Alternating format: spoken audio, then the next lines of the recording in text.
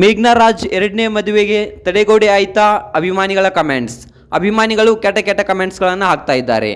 ಮೇಘ್ನಾ ರಾಜ್ರವರು ಎರಡನೇ ಮದುವೆ ಆಗ್ತೀನಿ ಅಂತಕ್ಕಂಥ ಮಾತನ್ನು ಹೇಳಿದಾಗಿನಿಂದಲೂ ಕೂಡ ಅಭಿಮಾನಿಗಳು ಕೆಟ್ಟ ಕೆಟ್ಟ ಕಮೆಂಟ್ಗಳನ್ನು ಹಾಕ್ತಾ ಇದ್ದಾರೆ.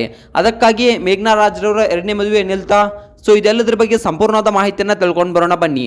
ಅಷ್ಟಕ್ಕೂ ಏನಾಯಿತು, ಏನು ಕೆಟ್ಟ ಕಮೆಂಟ್ಸನ್ನು ಹಾಕಿದ್ರು, ಧ್ರುವ ಸರ್ಜಾ ಅವರು ಯಾವ ರೀತಿಯ ಒಂದು ರಿಯಾಕ್ಟನ್ನು ಇದಕ್ಕೆ ಮಾಡಿದ್ದಾರೆ, ಇದೆಲ್ಲದರ ಬಗ್ಗೆ ಸಂಪೂರ್ಣವಾದ ಮಾಹಿತಿಯನ್ನು ತಿಳ್ಕೊಂಡು ಬರೋಣ ಬನ್ನಿ. ಹಾಗಿದ್ರೆ ತಡ ಯಾಕೆ ಮಾಡೋದು, ಬನ್ನಿ ವಿಡಿಯೋನ ಸ್ಟಾರ್ಟ್ ಮಾಡೋಣ. ಮೊಟ್ಟ ಮೊದಲನೇದಾಗಿ ಮೇಘ್ನಾ ರಾಜ್ರವರು ನಾನು ಯಾವುದೇ ಎರಡನೇ ಮದುವೆಯನ್ನು ಆಗೋದಿಲ್ಲ ಅಂತಕ್ಕಂಥ ಮಾತನ್ನು ಕೂಡ ಹೇಳಿದರು.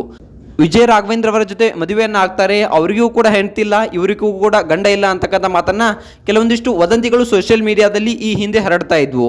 ಅದಕ್ಕೆ ಒಂದು ಬ್ರೇಕಿಂಗ್ ನ್ಯೂಸನ್ನು, ಅದಕ್ಕೆ ಒಂದು ತಡೆಗೋಡೆಯನ್ನು ಕೂಡ ವಿಜಯ್ ರಾಘವೇಂದ್ರ ಅವರು ಹಾಕಿದ್ರು.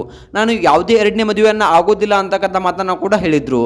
ಅದಾದ ನಂತರ ಏನಾಗಿತ್ತಪ್ಪ ಅಂತಂದರೆ, ಮೇಘ್ನಾ ರಾಜ್ರವರು ಸ್ವತಃ ತಾವೇ ಒಂದು ಬ್ರಾಡ್ಕಾಸ್ಟ್ ಚಾನಲ್ನಲ್ಲಿ ನಾನು ಎರಡನೇ ಮದುವೆಯನ್ನು ಆಗ್ತೀನಿ ಅಂತಕ್ಕಂಥ ಮಾತನ್ನು ಒಂದು ಹೇಳಿದರು.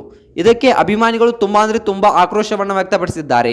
ಚಿರಂಜೀವಿ ಸರ್ಜಾ ಅವರ ಅಭಿಮಾನಿಗಳು ಇಲ್ಲ, ನೀವು ಎರಡನೇ ಮದುವೆ ಆಗೋದು ತಪ್ಪಾಗುತ್ತೆ ಅಂತಕ್ಕಂಥ ಮಾತನ್ನು ಇಲ್ಲಿ ಹೇಳಿದ್ದಾರೆ.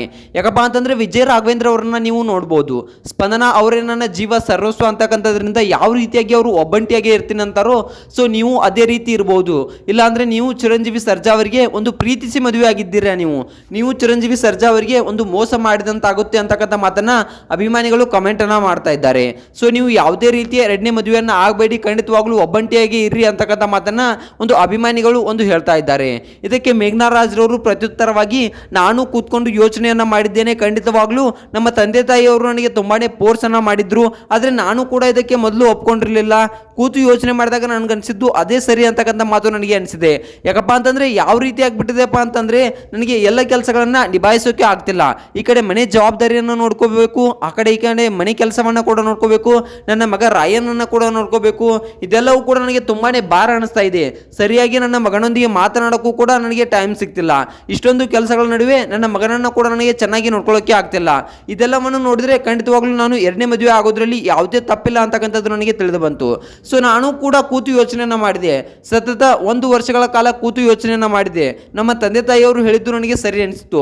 ನಾನು ಯಾವುದೇ ಎರಡನೇ ಮದುವೆ ಆಗೋದ್ರಲ್ಲಿ ತಪ್ಪಿಲ್ಲ ಅಂತಕ್ಕಂಥ ಒಂದು ವಿಚಾರ ನನ್ನ ತಲೆಯಲ್ಲಿ ಬಂತು.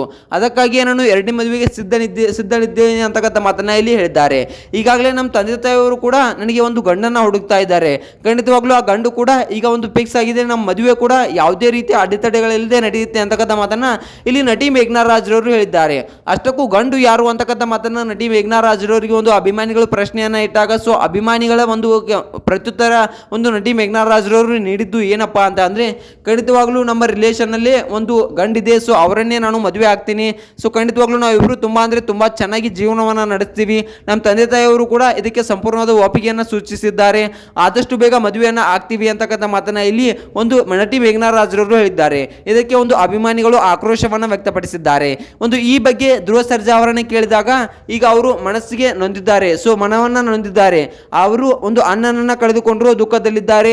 ಅವ್ರ ಬಗ್ಗೆ ನಾವು ಜಾಸ್ತಿ ಏನನ್ನು ಮಾತನಾಡೋದು ಬೇಡ. ಅವರ ಲೈಫ್, ಅವರ ಡಿಸಿಷನ್, ಅವರು ಏನಾದರೂ ಡಿಸಿಷನ್ ಅನ್ನು ತಗೊಳ್ಳಿ, ಒಂದು ಒಳ್ಳೆಯ ದಾರಿಯಲ್ಲಿ ಹೋಗಲಿ ಅಂತಕ್ಕಂಥ ಮಾತನ್ನ ಇಲ್ಲಿ ಧ್ರುವ ಸರ್ಜಾ ಅವರು ಹೇಳಿದ್ದಾರೆ. ಅಭಿಮಾನಿಗಳು ಒಂದು ತೀವ್ರ ಆಕ್ರೋಶವನ್ನ ವ್ಯಕ್ತಪಡಿಸಿದ್ದಾರೆ. ನೀವು ಎರಡನೇ ಮದುವೆಯನ್ನ ಆಗಲೇಬೇಡಿ ಅಂತಕ್ಕಂಥ ಒಂದು ಹಠವನ್ನ ಹಿಡಿದು ಕೂತಿದ್ದಾರೆ. ಸೊ ಇದ್ರ ಬಗ್ಗೆ ನಿಮ್ಗೆ ಏನು ಅನಿಸುತ್ತೆ, ಒಂದು ಎರಡನೇ ಮದುವೆ ಆಗೋದು ಸರಿನಾ ತಪ್ಪಾ ಅಂತಕ್ಕಂಥದ್ದನ್ನ ಕಮೆಂಟ್ ಮಾಡಿ.